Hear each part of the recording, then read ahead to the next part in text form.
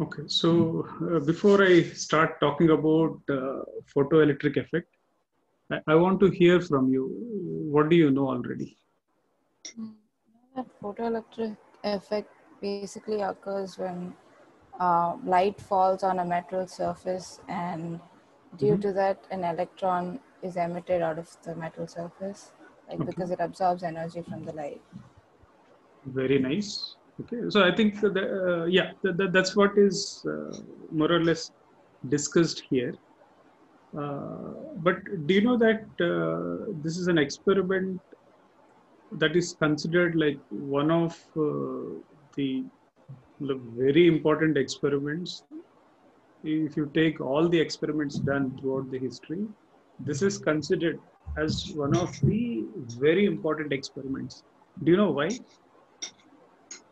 What does this experiment prove?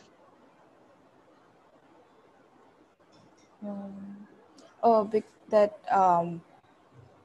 it is it like shows that it has dual nature, like particles. Not dual nature. It shows, yeah, I mean, I think prior to this experiment, everybody is obviously convinced that light behaves as a wave. Now, with this experiment, people started looking at light as a particle as well. Okay.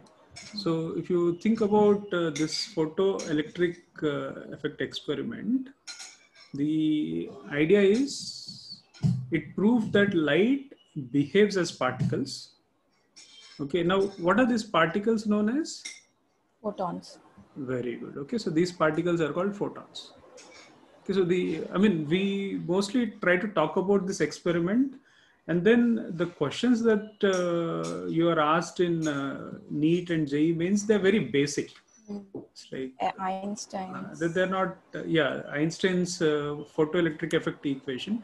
But again, you have to understand that what Einstein did is pretty amazing. Okay, how he explained the observations in this experiment. Okay, we are just using what he gave to solve some problems. We're just doing some manipulation. Okay, using the equation. So what I will do is we will understand as much as possible, and then the problems, I don't know, they are pretty straightforward. Okay, Yeah, whatever you get. Okay, so now let us look at this idea. So if you look at the picture here, uh, this is, I've given a basic, shown a basic diagram. Okay, so here. So if you look at it, this is an evacuated glass chamber. Okay, so all the air is evacuated. So there's only vacuum here. Okay, so if at all electrons are emitted from this plate on the left hand side, uh, when people experimented with this, they didn't want the electrons to collide with air molecules. Okay, so that is why this is evacuated, and then you have a monochromatic light source here. So it emits a light of single wavelength, and then the light gets into the tube and then falls onto this emitter plate. Okay, if at all that energy is sufficient to, let's say, get an electron, because of this positive potential, if the collector plate is kept at positive potential, the electrons will be motivated to travel to the right side. Okay. So if at all let's say if an electron comes out, because we have put positive side here, so the collector plate will have positive potential and the emitter plate will have negative potential. So the electric field is from right to left. So we know electrons will move in the opposite direction of the electric field. So they will get motivated to move to the collector plate, and then they again move in the wires. Okay, do we understand this? Okay, there is an milliammeter to check whether there is current or not. Okay, now when it comes to intensity of light, okay, so before this experiment, a light was viewed as a wave. Okay, so if you look at I mean, if you go back and then review the concepts of waves, be it string wave or sound wave, the intensity of light. What is intensity? It is the energy, let's say, hitting a unit area per second. Okay, energy of the wave hitting an area per unit second. That intensity of light is proportional to the amplitude square.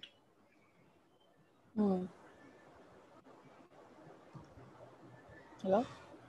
Yeah, you're able to understand this? Okay. Now, the intensity means the wave has higher energy. Okay, higher intensity means higher energy. Now, Yeah. what they say is in this let's say particular slide, what I'm trying to discuss is you're using a particular light, and then this light cannot get electron out of the metal. Okay, the frequency is unsuitable. Okay, so the frequency is unsuitable. Now you can increase the brightness. Okay, so how do we increase the brightness or the intensity? If you bring the light source closer to the setup, you will actually increase the intensity. Okay, so people experimented like that. So now suppose, okay, so in this example, suppose I'm using orange light, which has frequency 5 into 10 to the power 14 hertz is used, and then no photoelectric current is obtained.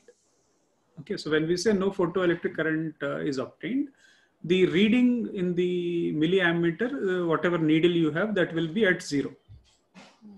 Okay, now the question is, will there be current if the intensity of light is increased?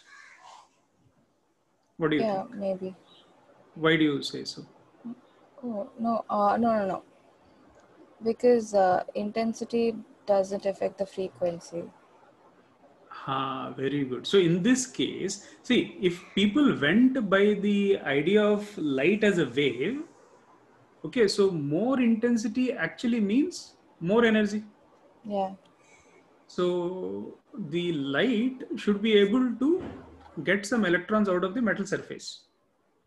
Okay, but when people experimented with this, they found that if a particular a light of a particular wavelength is unable to get electrons out of the metal surface, no matter what intensity you increase, okay, so you can increase the intensity to any level, they found that they were unable to get the photoelectrons out. So how do you know that you don't have any electrons? Because you see that there is no current. You get the idea here? Yeah. Okay, so the answer is no. Okay, so that surprisingly goes against the wave nature of light. Okay, so you understand this. Okay, now let's look at the other possibilities. Now, in the setup, whatever current you get, if I'm measuring against intensity, okay, now what they did is, okay, so you are using a suitable frequency, and then you are changing the intensity. So let's say you're increasing the intensity. So the graph shows that if you increase the intensity, the current increases linearly. Yeah. Now, if you pay attention to the near the origin, so that means at low intensities also you are getting current. You understand? So maybe the current is very, very small, but you are still getting the current as long as the frequency is suitable. Yeah. Okay. So current is present even with very low intensities. Again, this is a strong indication that light is not at all behaving as a wave. Okay, so current increases with increasing intensity. Okay. Now, there's another thing that they have done. Okay. So in the setup, what they have done is you can, let's say, change the,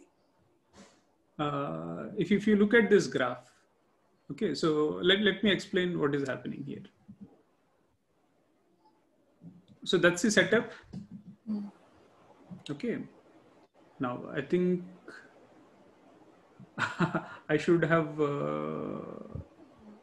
hidden the graph, but I'm showing you the graph. Now, will there be current if the potential difference is zero? I've given you a hint. No. No? I've given you a hint. I said I should not have shown the graph, but I'm Yeah. showing the graph. So will there be current if potential difference is zero? Yeah. There will be, right? Okay, now. So the answer is yes. And then will there be current if polarity of voltage is reversed? So that means you are making it negative. That means right now the positive terminal is towards the collector side, this side. So if I reverse it like this, then this gets negative potential and this gets positive potential. In that case, the electric field will point from left to right. So electrons will not be motivated to go against, go in the direction of the electric field unless they have kinetic energy. You understand?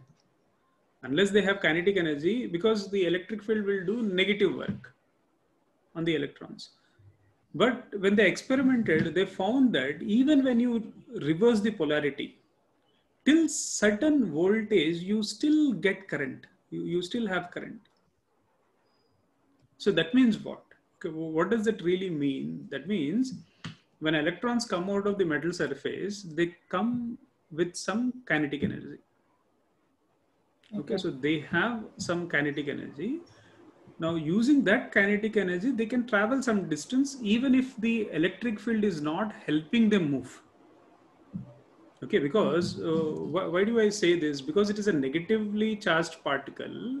The force that the electric field applies will be in the opposite direction. Okay, the force that the electric field will apply will be in the opposite direction, right?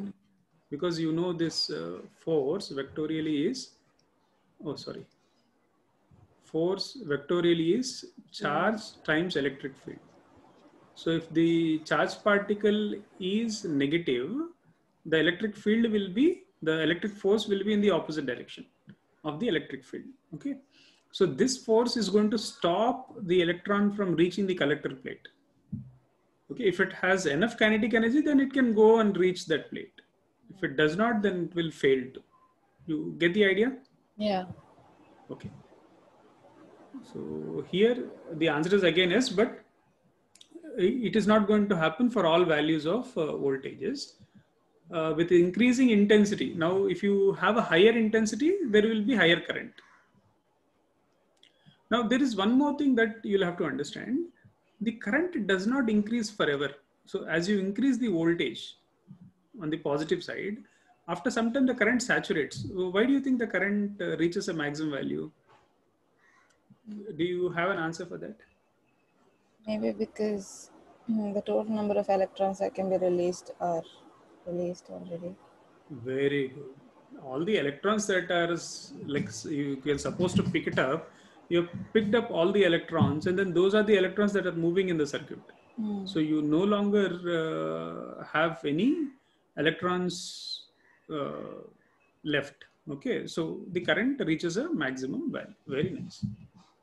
Okay, current reaches a maximum value. That is the reason. And again, this value V naught is known as the stopping potential. Okay, so you are placing a reverse voltage. Okay, if the magnitude of that reverse voltage is able to prevent even the electron with maximum energy, then that potential is known as stopping potential. You understand? Yeah. Okay. So again, what they have realized is from the graph, there's another thing that you need to understand. If I'm fixing the frequency and I vary the intensity, okay, I still have the same value of stopping potential. So that means this stopping potential, which is able to prevent even the electron with maximum possible kinetic energy, has only one value, and then that depends only on the frequency, not on intensity. Yeah. Okay, so this graph shows you that. Okay, so now what is the stopping potential? Let's say if we understand, it's just minimum magnitude of potential of negative polarity required to prevent the electron emitted from reaching the collector. And then another thing that we need to understand is, now everything is happening near the surface, just below the surface. But when a photon goes inside, okay, so there are certain things which I have no knowledge to explain you. Because let's say if you look at once the photon gets inside the metal, the idea is they claim that this photon to electron interaction is 1-to-1. Okay, somehow one photon talks to one electron. I don't know why, how. Okay, I really don't know. Okay, so photon to electron interaction is 1-to-1.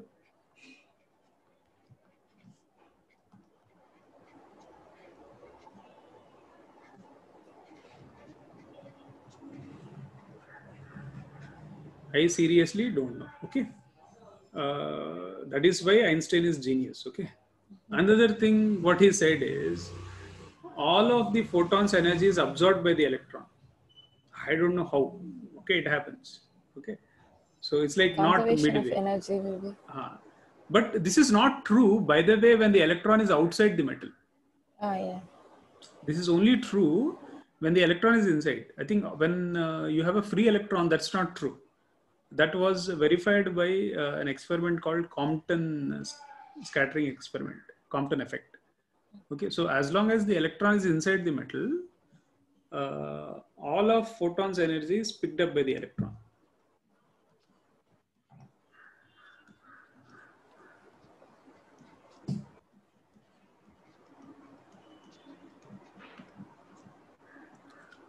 Okay, so all of the photons energy is absorbed by the electron. Now, the interesting thing is, okay, now the electron has some energy. Now, with this energy, it is trying to come out. Now, as it comes out, it can undergo many collisions. It is very complex inside. So, by the time it comes out of the surface, it may have kinetic energy, it may not have kinetic energy. If it has kinetic energy, it depends. Okay, so it depends on how many collisions took place inside in the metal. So, when a photoelectron comes out of the metal surface, they don't just talk about one kinetic energy, just talk about many kinetic energies, a range of values. So what we are looking at is, okay, so you are only interested in the highly energetic electron.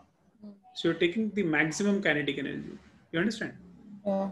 So when you have this potential difference, let's say if you're placing negative polarity, the work done by the electric field,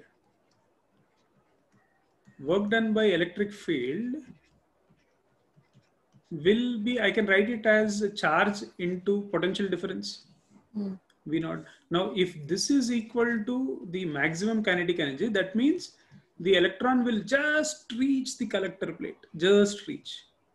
Okay, if the potential slightly increases, then even the most energetic electron will be unable to reach the collector plate. You understand?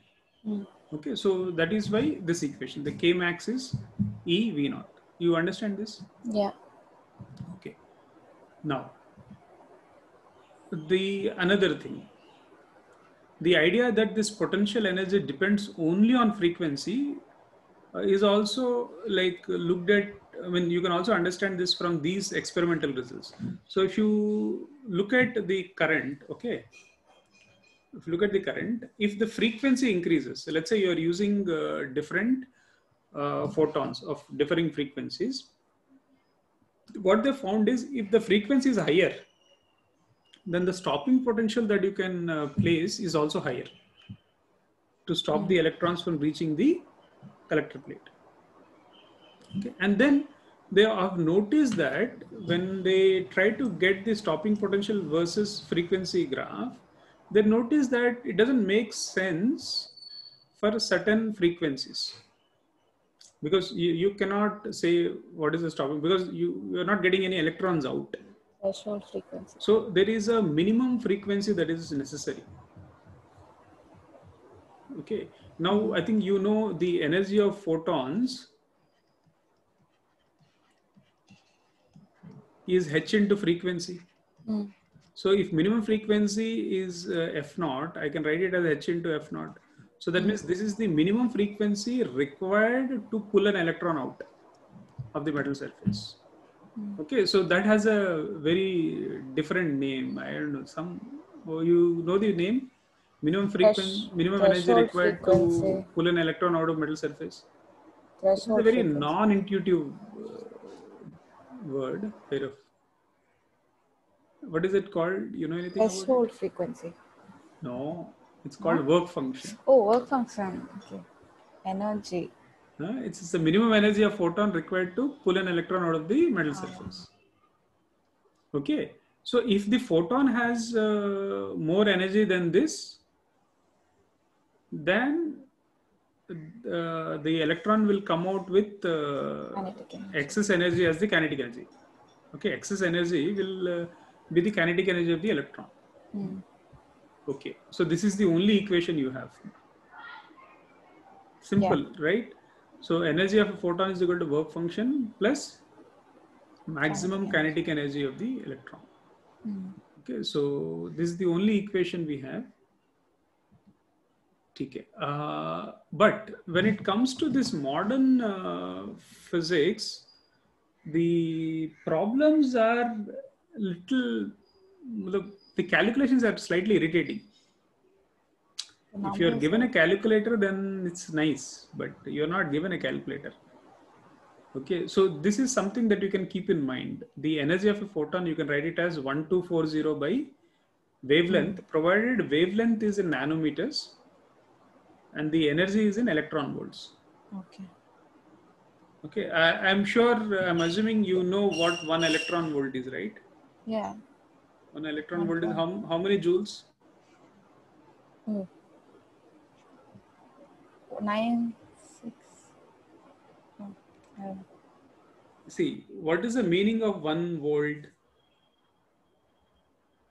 If 1 coulomb charge passes through a potential difference of 1 volts, okay, the energy spent is 1 joule. So here you are like letting 1 electron pass through a potential difference of 1 volt. So 1 electron volt will be 1.6 into 10 to the power minus 19 joules. Okay. Okay. So keep this in mind. Okay, and then keep this expression in mind. Okay. So I will let you answer this question. So let's look at the energy. No. Okay. So let's say energy of a photon. I can write the Planck's constant into frequency, or I can say frequency is c by lambda, right? Hc by lambda. Now, if lambda, let's say, increases, what happens to energy? Energy decreases, right? So now in the question, they say that ultraviolet rays are able to get the electrons out. Okay, so these guys are able to get the electrons out. Okay, now if I look at visible light, it has more wavelength or lesser wavelength? More wavelength.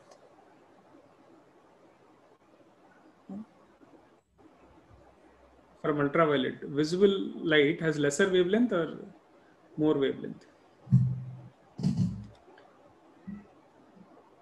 It has more wavelength, na? Yeah. So that means these guys have lesser energy. Lesser energy than ultraviolet. Now, if you take X-rays, the wavelength is smaller than ultraviolet. So that means this has more energy.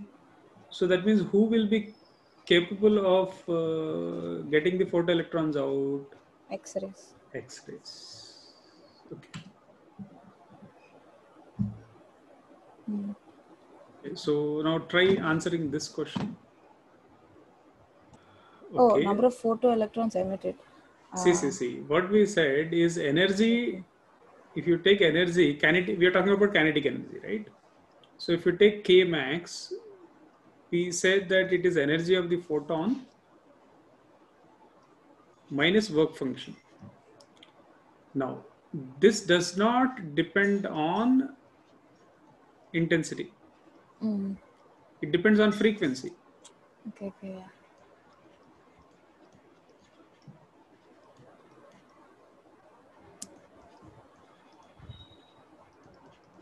So the energy stays same. Same.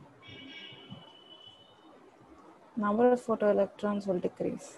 So if you take the intensity is like the energy traveled, let's say power per unit area, right? So energy is getting covered in on spread onto bigger and bigger spheres. So this is a point source of light. Energy is traveling in all directions. So the energy is getting spread onto bigger and bigger spheres. So the intensity is proportional to 1 over r square. So if you increase the distance, if you double the distance, the energy will go down by 4 times. 4 times. It will become a quarter. So the number of photons will also become 1/4. You get the idea? Yeah. So, okay, so try to answer this. See, what is the energy of the photon? 12,405. So we can use that 1240 by 310. So that means we get what, 4 electron volts. Okay, now to get an electron out of B, minimum energy is 5 electron volts. But you have only 4 electron volts. So that means out of B you cannot get. This is work function, right? Work function is minimum energy required. Oh, okay. So that means you can only get out of only A. out of A. Okay. Okay, so try this problem. See, all we have to use here is the famous equation. Okay, so energy of the photon is work function plus K max.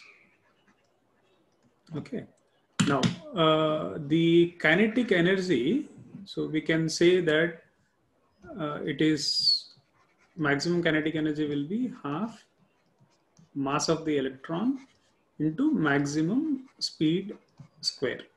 Okay. Now, I think from here, you can say that if, let's say velocity, maximum velocity doubles, let's say, if it doubles, then maximum kinetic energy becomes 4 times. I think that is easy to see. Right? Okay. So now let's say when photons of energy 2 phi fall onto the surface, you're getting electrons with some maximum speed. So let's say first case. Okay. So case 1, I have 2 phi is equal to phi plus I'll try to take maximum kinetic energy as K1.